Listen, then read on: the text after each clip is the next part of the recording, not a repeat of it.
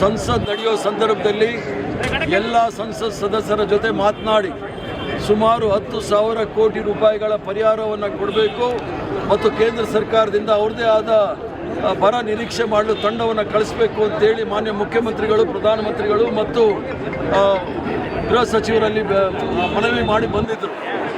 ಸುಮಾರು 20 ದಿವಸಗಳಾದ್ರೂ ಸಹ ಕೇಂದ್ರದಿಂದ ಯಾವುದೇ ರೀತಿಯ ಬರ ಪರಿಹಾರದ ವಿಚಾರದಲ್ಲಿ ತಂಡ ಬಂದು ಅದನ್ನು ಅಧ್ಯಯನ ಮಾಡಿಲ್ಲ.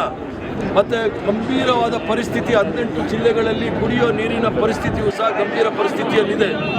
ತೀವ್ರವಾದ ನೀರಿನ ಅಭಾವ, ಮೇವಿನ ಅಭಾವ, ದನಕರುಗಳಿಗೆ ಆಗ್ತಕ್ಕಂಥ ವಿಚಾರದಲ್ಲಿ ಚರ್ಚೆ ಮಾಡಿ ಸದನದಲ್ಲಿ, ಎರಡೂ ಸದನದಲ್ಲೂ ಸಹ ಚರ್ಚೆ ಮಾಡಿ ಕೇಂದ್ರ ಸರ್ಕಾರದ ಮೇಲೆ ನಾವು ಒತ್ತಡ ಹಾಕ್ತೀವಿ ಅಂತೇಳಿ ಭಾರತೀಯ ಜನತಾ ಪಾರ್ಟಿಯವರು ಇಲ್ಲ ಸಲ್ಲದ ಆಪಾದನೆಗಳನ್ನು ಮಾಡಿ ಸದನವನ್ನು, ಎರಡೂ ಸದನಗಳನ್ನು ನಡೆಸಲಿಕ್ಕೆ ಬಿಡ್ತಾ ಇಲ್ಲ.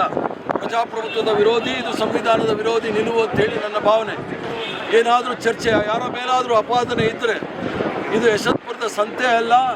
ಈ ವಿಧಾನಸಭೆ ಮತ್ತು ವಿಧಾನ ಪರಿಷತ್ತಿನಲ್ಲಿ ನಿಯಮದ ಚೌಕಟ್ಟಿನಲ್ಲಿ ಚರ್ಚೆ ಮಾಡಲಿಕ್ಕೆ ಎಲ್ರಿಗೂ ಸಹ ಅವಕಾಶ ಇದೆ. ನಮ್ಮಲ್ಲಿ ಯಾರೇ ಸಹ ಭ್ರಷ್ಟಾಚಾರದ ಆಪಾದನೆ ಒತ್ತಿದ್ದು ಅದು ಸಾಬೀತಾದರೆ ನಾವು ತತ್ಕ್ಷಣವೇ ಅವರ ರಾಜೀನಾಮೆ ಎಲ್ಲ ಬರ್ಖಾಸ್ತು ಮಾಡ್ತೀವಿ. ಆದರೆ ಭಾರತೀಯ ಜನತಾ ಪಾರ್ಟಿಯವರು ಅವರಲ್ಲಿರ್ತಕ್ಕಂಥ 7 ಮುಖ್ಯಮಂತ್ರಿಗಳ ಮೇಲೆ ತೀವ್ರವಾದ ಆಪಾದನೆಗಳು, ಭ್ರಷ್ಟಾಚಾರದ ಆಪಾದನೆಗಳು, ಕೊಲೆ ಆಪಾದನೆಗಳು ಇರೋ ಸಂದರ್ಭದಲ್ಲೂ ಸಹ ಇವರು ಯಾವುದೇ ರೀತಿಯ ರಾಜೀನಾಮೆಯನ್ನು ತೆಗೆದುಕೊಳ್ತಾ ಇಲ್ಲ. ನಮಗೆ ಪಾಠ ಹೇಳೋದು ಬೇಕಾಗಿಲ್ಲ. ಭಾರತೀಯ ಜನತಾ ಪಾರ್ಟಿಯವರು ಕರ್ನಾಟಕ ರಾಜ್ಯದಲ್ಲಿರ್ತಕ್ಕಂಥ ತೀವ್ರವಾದ ಬರ ಪರಿಸ್ಥಿತಿ, ಕುಡಿಯೋ ನೀರಿನ ಸಂಕಷ್ಟ, ದನಕರುಗಳಿಗೆ ಮೇವಿನ ಸಂಕಷ್ಟವನ್ನು ನಿವಾರಿಸಲು ಚರ್ಚೆ ಆಗಬೇಕು. ಆದರೆ ಚರ್ಚೆ ಮಾಡಲಿಕ್ಕೆ ಬಿಡ್ತಾ ಇಲ್ಲ. ಅದರ ಮೂಲ ಉದ್ದೇಶ, ನಾವೇನಾದರೂ ಚರ್ಚೆ ಮಾಡಿದ್ರೆ ಕೇಂದ್ರ ಸರ್ಕಾರದಲ್ಲಿ ಬೇಡಿಕೆ ಇಡ್ತೀವಿ, ಆ ಬೇಡಿಕೆ ನರೇಂದ್ರ ಮೋದಿ ಮತ್ತು ಅಮಿತ್ ಶಾ ಈಡೇರಿಸೋದಿಲ್ಲ. ಆ ನರೇಂದ್ರ ಮೋದಿ ಮತ್ತು ಅಮಿತ್ ಶಾ ಅವರನ್ನು ರಕ್ಷಣೆ ಮಾಡಲಿಕ್ಕೋಸ್ಕರ ಭಾರತೀಯ ಜನತಾ ಪಾರ್ಟಿಯವರು ನರೇಂದ್ರ ಮೋದಿ, ಅಮಿತ್ ಶಾ ಅವರ ಚೇಲಾಗಳು ಇಲ್ಲಿ ಸದನವನ್ನು ನಡೆಸಲಿಕ್ಕೆ ಬಿಡ್ತಾ ಇಲ್ಲ. ನಾವು ಅದನ್ನು ತೀವ್ರವಾಗಿ ಖಂಡಿಸ್ತೀವಿ.